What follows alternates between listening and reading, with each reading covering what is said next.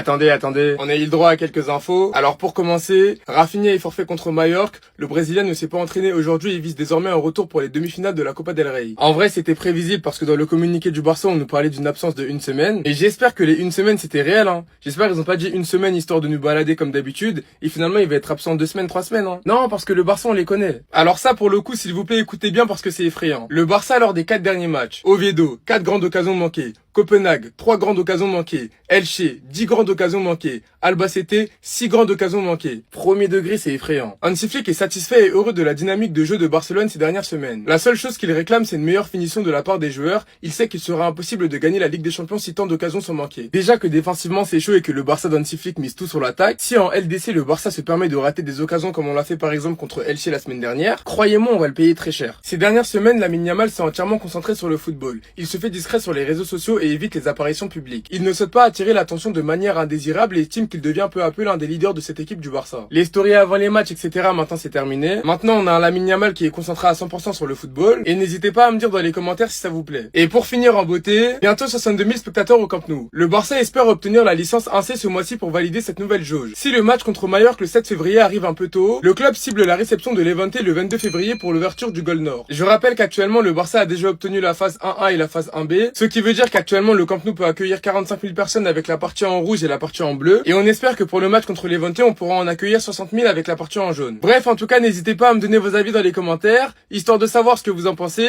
et moi je lirai tout ça. Flick, on l'aime tous d'amour. Il a relevé le club, c'est indéniable. Triplé national, demi-finale de Ligue des Champions, fin d'année 2025 exceptionnelle, enfin deuxième partie de saison exceptionnelle. Et le vieux, quand on constate les 5 joueurs qui ont joué le plus de minutes l'année dernière, niveau santé, c'est pas trop ça. Maintenant, il n'est pas entièrement fautif parce qu'il y a un mercato qui a été fait il y a 4 ans, je crois, et on est encore en train d'essorer dessus. Cependant, c'est pas de la faute de la Porta si Lamine Yamal joue 90 minutes contre Valladolid alors qu'il y a 7-0. Missy avait fait une vidéo d'ailleurs dessus, il y a 1 mois, je crois. On a Pedri, Rafinha, Lamine Yamal, Koundé, Koubarsi. Donc ce sont les 5 joueurs qui ont le plus joué l'année dernière, avec plus de 4500 minutes. C'est abusif. Que t'aies 4-5 joueurs à plus de 4500 minutes la saison, c'est énorme. Et quand tu vois que cette saison, Koundé est l'ombre de lui-même, on parle de ce Koundé-là quand même, s'il vous plaît. Rafinha, qui enchaîne les blessures, malheureusement. Pedri, qui enchaîne également les blessures. Lamine Yamal, malgré sa saison, qui joue avec une pubalgie peut-être pas rétablie à 100%. Et Koubarsi aussi, enfin bref. Le vieux, contrairement à l'année dernière, t'es un peu bien niveau effectif. Fais tourner un peu, juste un peu, s'il te plaît. Les gars, lorsque je vous mets cette compilation de Neymar en gaucher, quel joueur actuel joue pareillement à peu près? Parce que les gars, là, aujourd'hui, j'ai décidé de vous mettre la vérité sous les yeux, en fait. Peut-être qu'il faut vous choquer. Parce que c'est pas tout à fait pareil. Mais Neymar en gaucher, il ressemble à un joueur que vous connaissez très très bien, les gars. Les gars, vous le connaissez super bien, en fait. Je ne vais même pas prononcer son nom de la vidéo. C'est bon ou pas? Je ne vais pas prononcer son nom de la vidéo. Neymar en gaucher. Ok. Il ressemble à un joueur que vous connaissez très très bien. Et carrément même, je trouve que c'est effrayant. Parce que là, j'en rigole, mais c'est très effrayant. Moi, personnellement, je ne vais pas citer son nom. Mais je sais que ça vous démange. Donc alors, citez-le dans les commentaires seulement. Moi, je ne vais pas citer son nom. Neymar en gaucher. Ah là là là là, les gars, c'est du n'importe quoi. C'est du n'importe quoi comment les deux se ressemblent. Et je ne vais pas citer son nom. Oui, je ne vais pas te faire ce plaisir. Je ne vais pas citer son nom. Neymar en gaucher. Après, quand je vais commencer à dire des dingueries, que la personne à qui on pense tous, il a rien à envier en termes de talent à certaines personnes, ça va me traiter peut-être même de foutique. C'est peut-être que j'en suis un, au final. C'était ces Jorinho du Brasil, on s'attrape. Faisons un petit tour des actus Barça. Il y en a qui sont choqués pour la potentielle absence de Rafinha face à Majorque, mais il n'y a rien de choquant. Le club nous a annoncé 1 semaine. 1 semaine, c'est 1 semaine. C'est pas la fin du monde si Rafinha se repose contre Majorque, on joue. au Camp Nou. On a Fermin, on a Rashford, on a Bardi qui peuvent jouer sur le côté de Rafinha. Pour un match, c'est pas la fin du monde. On le veut en forme pour la demi de Coupe du Roi. Les gros matchs, les gars, ça arrive en mars. Donc si on peut économiser nos meilleurs joueurs en février, c'est parfait. Avec Pedri qui sera de retour de blessure et Rafinha qui se prend une semaine de repos, c'est le top. De l'autre côté, on va bientôt passer aux 62 000 supporters au Camp Nou. Qui dit 62 000 supporters dit le retour du groupe d'animation. Barcelone devrait recevoir le feu vert pour la capacité du Camp Nou à 62 000 supporters pour le match contre Levante le 22 février. Ah les gars, au Camp Nou, ça va chier. Sachant qu'on aura un potentiel retour bientôt de Gavi et de Pedri. Gavi est sur le point de se rétablir complètement. L'autorisation médicale est attendue d'ici la fin du mois. Après, il reprendra l'entraînement collectif. Son retour se fera progressivement, mais il devrait être un atout important pour Hansi Flick. En tout cas, moi je trouve personnellement que le Barça tourne bien en ce moment, mais le seul problème c'est qu'on rate trop devant les cages. Mais que quand ça va rentrer, ça va être le retour des 5-6 buts. Les déclarations de Yamal sur sa forme, le ballon d'or, le Barça, attendez, bougez pas, je vous explique. Il commence en expliquant que maintenant les moments importants de la saison arrivent et c'est à ce moment-là que les joueurs de qualité de cette équipe doivent se surpasser. Je savoure ce moment et maintenant j'en veux plus. Je ne pense pas au ballon d'or, cela dépend de ce que vous gagnez, de votre façon de jouer et de qui vote. Ce n'est pas une question de performance personnelle, je veux simplement prendre du plaisir à jouer au football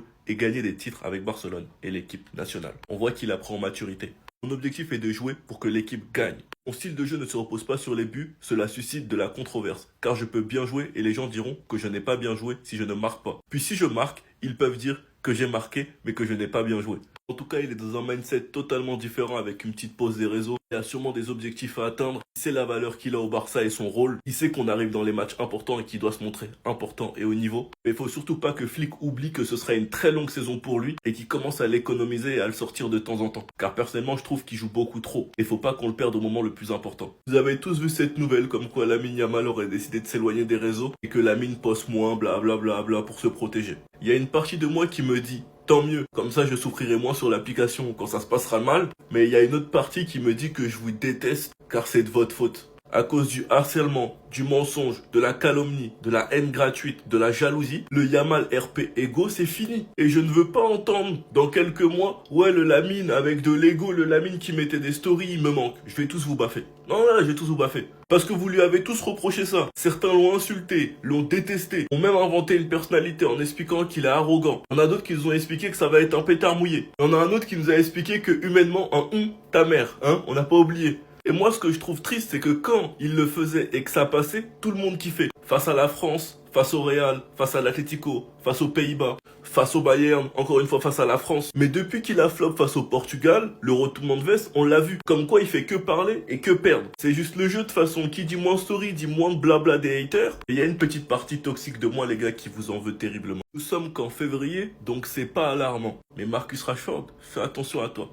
Clause à 30 millions, mais le Barça essaiera sûrement de négocier avec United, sachant que United veulent le récupérer et que pas tous les Barcelonais sont satisfaits de lui. De l'autre côté, il y a un petit qu'on a laissé partir à Majorque, le fameux Virgili qui s'est barré pour avoir plus de temps de jeu, un transfert à 3,5 millions. Le Barça garde le contrôle du joueur avec 50% de ses droits et une option de rachat à environ 4 millions si je me trompe pas. Maintenant, vu qu'il est très bon avec Majorque, Virgili est suivi de près par le FC Barcelone, mais pour l'instant, leur objectif est de recruter Marcus Rashford. La situation pourrait encore évoluer, nous ne sommes qu'en février. On verra bien, mais Yann fait forte impression. Rashford, fais attention à toi. Un petit qu'on payera moins cher. Quand on sait que le Barça doit recruter un neuf, doit recruter un défenseur, doit peut-être recruter un latéral, fais très attention. Après, personnellement, je trouve que Virgili, il lui faut du temps. Il faut continuer de le laisser progresser, de le laisser dans une dynamique où il jouera plus, avec un rôle beaucoup plus important. Après, j'aime beaucoup le profil de Virgili, mais bon, on verra si Rashford en fera plus en deuxième partie de saison. N'oubliez pas une chose, faut pas croire à tout ce que vous entendez sur internet. Car on entend A, B, C, D. Et là on nous explique que le FC Barcelone envisage de proposer à Robert Lewandowski une prolongation de contrat pour le conserver au club au moins une saison de plus, mais avec un salaire réduit. Hansi Flick est satisfait de l'attitude et ses performances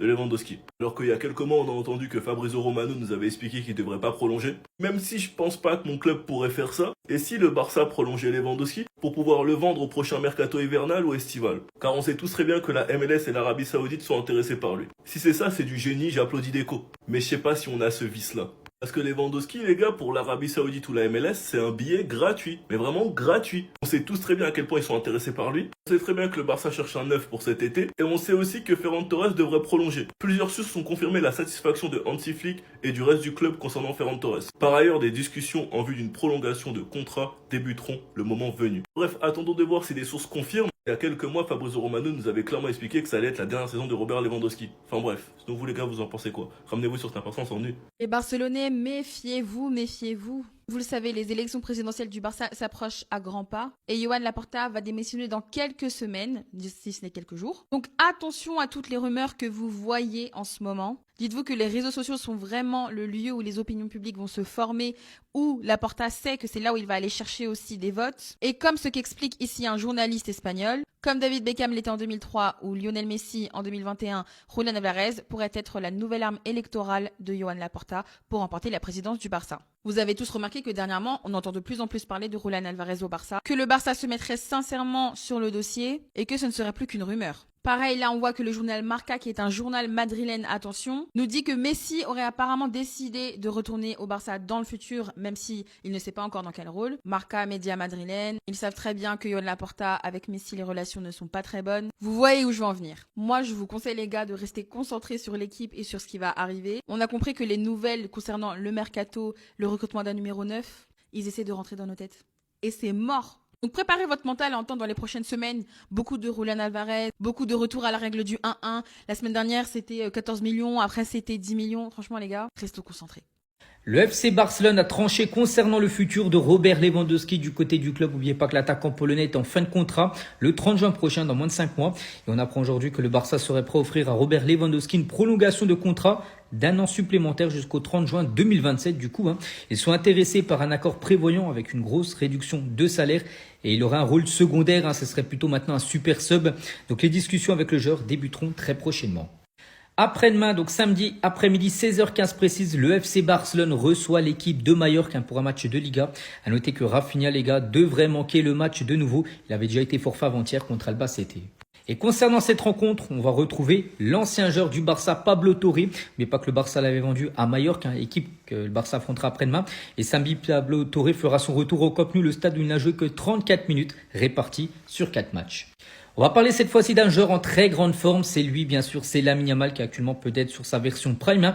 Et Lamine Yamal a marqué lors de 4 matchs consécutifs pour la première fois de sa carrière avec le Barça contre Albacete, Elche, Copenhague et le Real Oviedo. Hello les gars, j'espère que vous allez bien.